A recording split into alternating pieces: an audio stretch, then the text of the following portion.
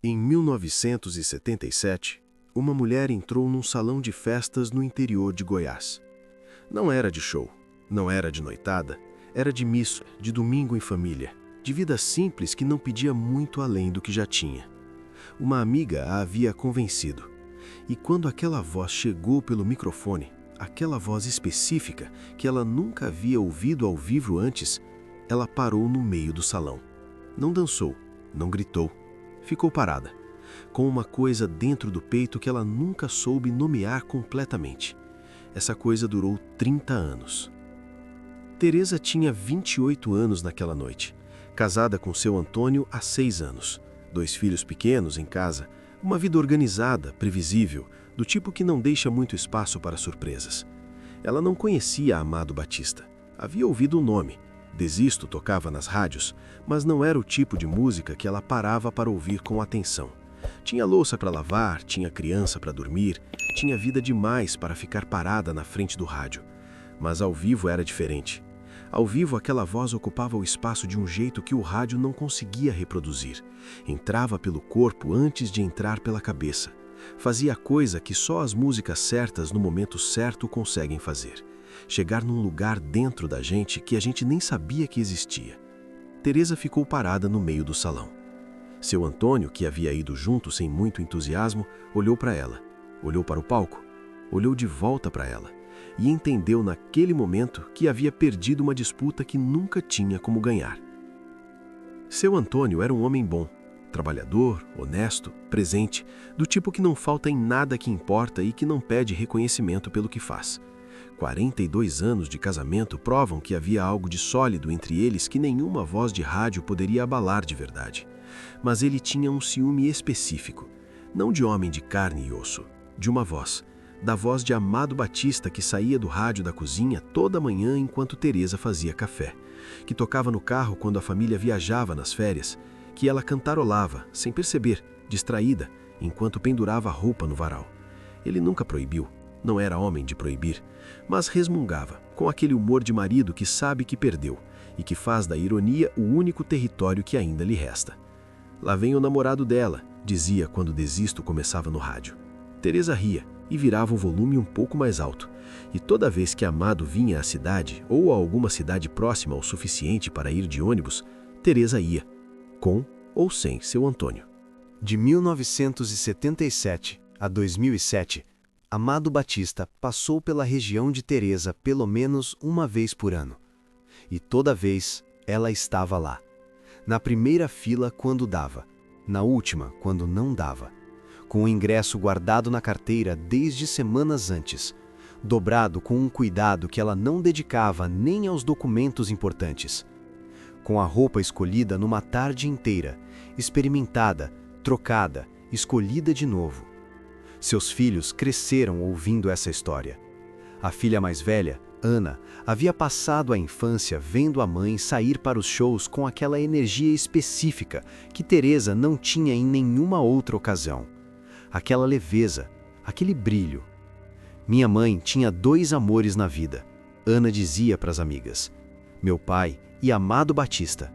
E ela mesma não saberia dizer qual era qual. 30 anos. Uma vida inteira de shows, e Amado nunca soube que ela existia. Mas o que você acha que passa pela cabeça de uma mulher que dedicou 30 anos a uma voz que nunca soube o seu nome? Deixa nos comentários, e se esse vídeo está te tocando, deixa o seu like, isso ajuda muito a gente. Em 2007, Teresa completou 58 anos. Ana foi comprar o presente com semanas de antecedência. Não um perfume, não uma joia. 2 ingressos VIP para o show de Amado Batista, com acesso ao backstage incluído. Teresa abriu o envelope e ficou em silêncio por um momento. Do tipo de silêncio que precede o choro, mas que às vezes, quando a emoção é grande demais, não chega a virar choro. Fica suspenso, preso num lugar entre a gratidão e o medo de que a realidade não corresponda ao que 30 anos de imaginação construíram. No dia do show, Teresa se arrumou como se fosse a primeira vez. A mesma energia de 1977, o mesmo brilho nos olhos que seu Antônio conhecia de cor e que o fazia resmungar com carinho desde que ele tinha 30 e poucos anos e cabelo. E quando a voz chegou pelo microfone naquela noite, depois de 30 anos, ainda a mesma voz, ainda aquela coisa dentro do peito que ela nunca soube nomear, Teresa ficou parada. Exatamente como havia ficado no salão de 1977. Depois do show, Ana a levou pelos corredores do backstage. E então, a porta abriu. Amado Batista estava sentado numa cadeira simples, ainda suado do show, com uma toalha no pescoço e um copo d'água na mão. Teresa parou na porta. Não conseguiu falar. Ana falou por ela. Contou tudo, os 30 anos, os shows, o rádio da cozinha, seu Antônio com ciúme de uma voz, a roupa escolhida numa tarde inteira, o ingresso guardado na carteira dobrado com cuidado. Amado ouviu sem interromper. Quando Ana terminou, ele ficou em silêncio por um momento. Olhou para Teresa, que ainda não havia dito uma palavra, que estava de pé na porta de um backstage com os olhos cheios de uma coisa que 30 anos de shows não haviam preparado ela para sentir de perto. E então ele disse: "Senta aqui comigo." A equipe esperou do lado de fora. Por 20 minutos, Amado ficou com Teresa e Ana. Perguntou sobre a vida, sobre os filhos, sobre qual música havia sido a trilha sonora de cada fase. Ouviu cada resposta com uma atenção que Teresa não esperava de um homem que havia feito show para milhares de pessoas naquela mesma noite. No final, Amado pegou o celular. Discou um número que Ana havia dado. Do outro lado, numa casa simples no interior de Goiás, o telefone tocou. Seu Antônio atendeu e ouviu uma voz que reconheceu imediatamente, porque havia 42 anos que essa voz saía do rádio da cozinha toda manhã.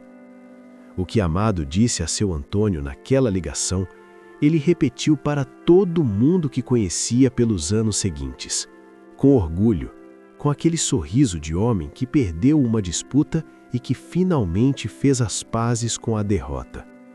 Teresa chorou.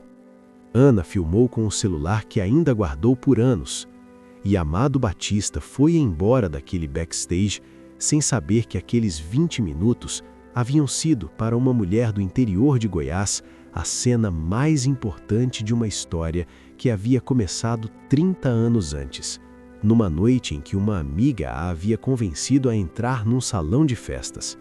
E ela havia parado no meio do salão, com uma coisa dentro do peito que ela nunca soube nomear e que nunca foi embora.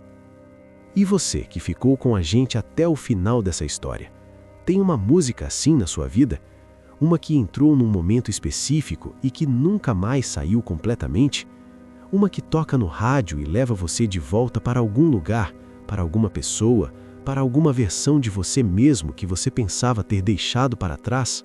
Deixa nos comentários, porque essa é a pergunta mais bonita que a música faz, e a gente quer ouvir a sua resposta. Se esse vídeo te emocionou, te tocou ou simplesmente te prendeu do começo ao fim, inscreva-se no canal agora mesmo. Clica no botão vermelho aqui embaixo e ativa o sininho.